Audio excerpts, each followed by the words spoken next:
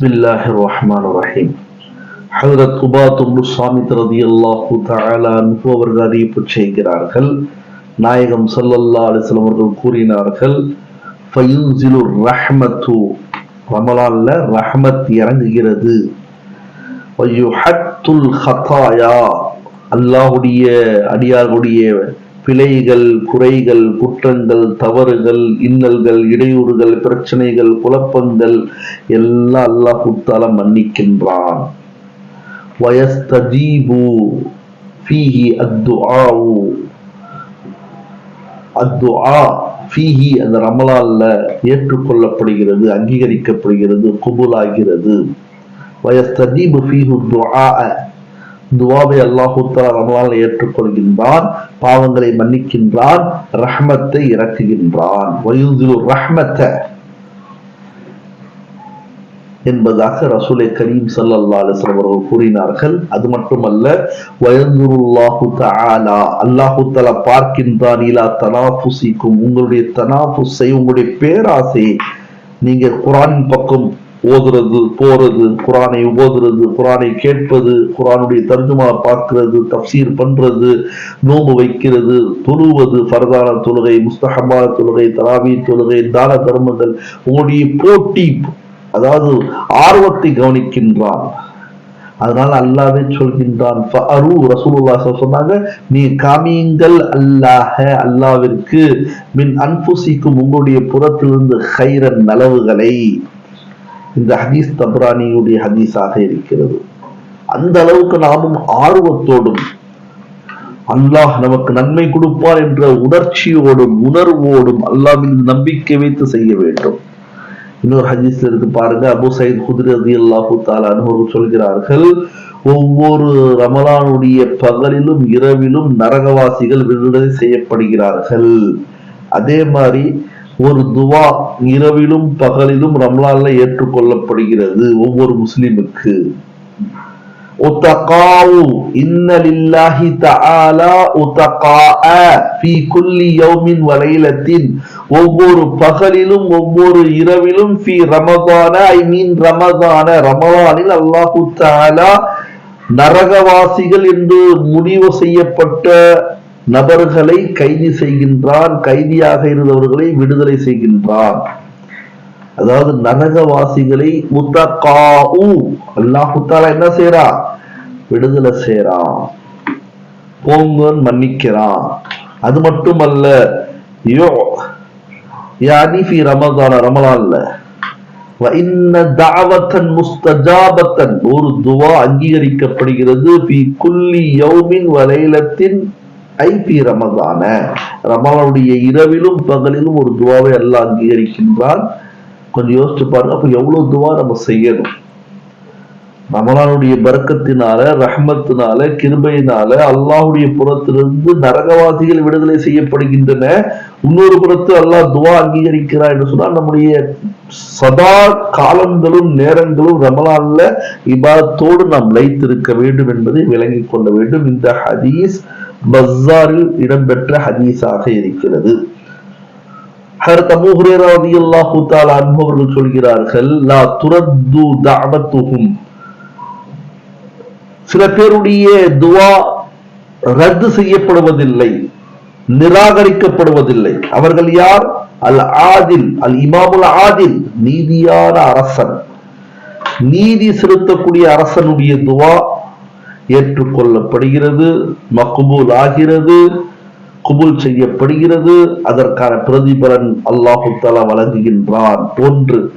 இரண்டாவது நபர் யார் என்று சொன்னால் மஸ்லூம், யாருக்கு நாம் அநீதி செய்கிறோமோ அந்த மஸ்லூம். இன்னைக்கு பாருங்க, ஏழை எளியோர்கள் நசுக்கப்படுகிறார்கள், அழிக்கப்படுகிறார்கள். அவர்களை துன்புறுத்தாத அரசும் இல்லை, அவரை துன்புறுத்தாத நபரும் இல்லை, உறவும் இல்லை என்று சொல்லும் அளவிற்கு இன்று துன்புறுத்தப்படுகின்றன. குறிப்பாக உலமாக்களில் பலகீனமான இருக்கக்கூடிய உலமாக்களை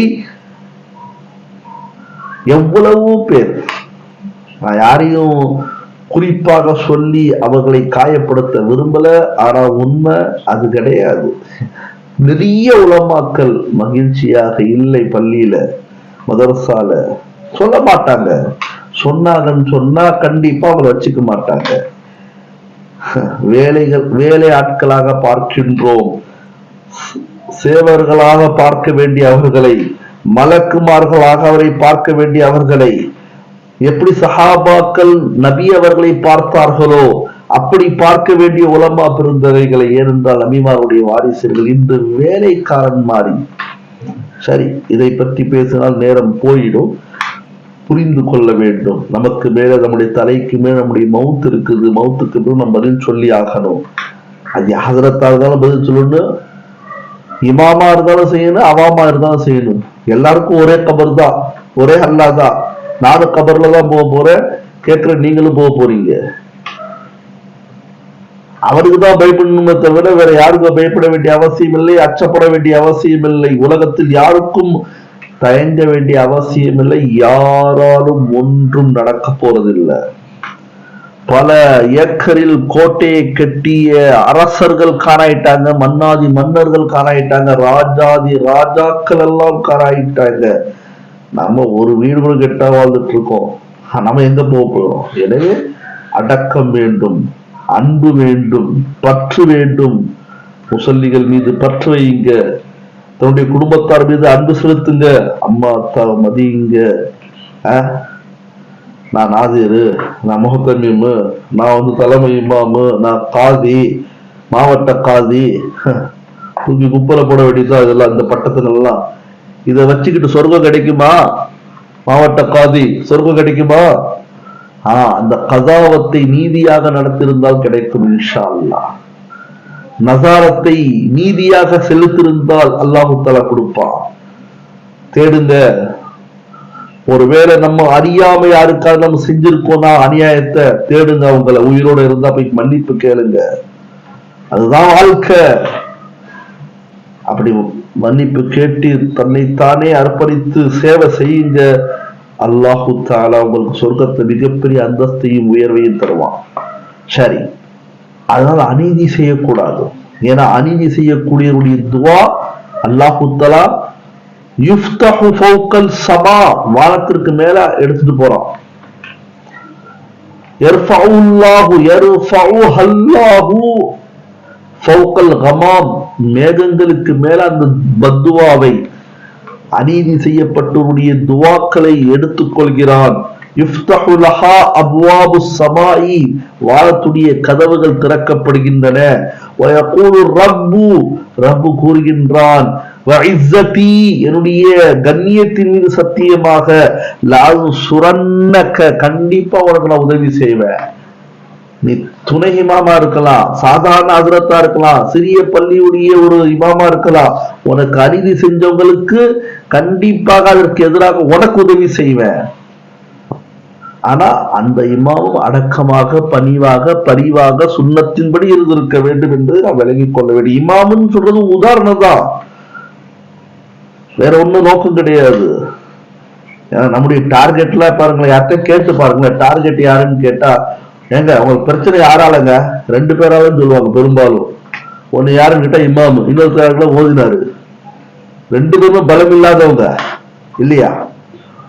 இன்னொன்னு சொல்றேன், வெளிப்படையா சொல்றேன், உலகத்திலே குறைவாக சம்பாத்தியத்தை வாங்கிட்டு வேலை செய்யற ஒரே சேவகர்கள் இமாம் ஓதினார் தான். இதுக்கு மேல நான் என்ன சொல்றது சொல்லுங்க? அப்படிப்பட்டவங்க இவருக்கு டார்கெட்டா. அந்த ஹஸ்ரத்தை ஒழிக்காம இருக்க மாட்டா, அந்த மோதினார கொல்லாம இருக்க மாட்டா, கொன்று நாளைக்கு நீ போய் நரகத்துல உட்காரு, கபர்ல போய் பதில் சொல்லு, நீ அவர் நல்லா இருப்பாரு. பலமே இல்லாதவர்கள் டார்கெட். இன்னைக்கு எவ்வளவு அநீதி செய்யறவங்க இருக்காங்க, அவங்களுக்கும் ஒத்துழைக்கிறோம். ஆனா மனமே இல்லாத ஒரு சாதாரணவங்களை நம்ம எதிர்த்து கொண்டிருக்கின்றோம். இதுதான் வருத்தமான செய்தியாக இருக்கிறது. எனவே அல்லாஹ் சொல்கிறார், சுரன்னக்க, நிச்சயமாக யார் மீது அநீதி செலுத்துவீர்களோ அவருக்கு நான் உதவி செய்வேன். கொஞ்சம் தாமதமாகலாம், முன்ன பின்ன ஆகலாம். அதுவும் தாமதம் யாரால? யாருக்கு நான் உதவி செய்ய போகின்றனோ அவருடைய நலனை கருதி அல்லாஹ் தாமதப்படுத்தலாம் என்பதை விளங்கிக்குங்க. இந்த ஹதீஸ் முஸ்னத் அஹ்மத், திர்மிதி, இப்னு குஸைமா, இப்னு ஹிப்பான்ல இருக்குது. எனவே அல்லாஹ் தஆலா அனைவருக்கும் எதை கேட்டோமோ அதை அமல் செய்யக்கூடிய தௌஃபீகை அல்லாஹ் தந்துருவானாக. ஆமீன். வாக்குறுதி அல்ஹம்துலில்லாஹி ரப்பில் ஆலமீன். அஸ்ஸலாமு அலைக்கும் வரஹ்மத்துல்லாஹி வபரகாத்துஹு.